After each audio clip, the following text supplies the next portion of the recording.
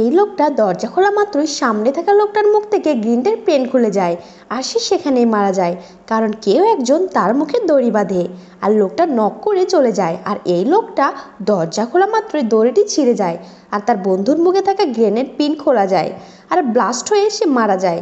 আর এই লোকটা গুলি নিয়ে হত্যাকারীকে খুঁজছিল আর তখন মেয়েটা তীর ছুঁড়ে দেয় আর যেটা লোকটার মুখে গিয়ে আটকে যায় আর সে চিৎকার করতে থাকে আর বন্ধুদের কাছে চলে যায়।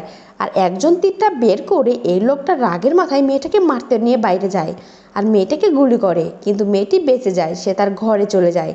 আর তখন লোকটা ভিতরে ঢুকে সে মেয়েটাকে আবারও গুলি করে, কিন্তু এবারও মেয়েটা বেঁচে যায় আর সে দরজা বন্ধ করে দেয়।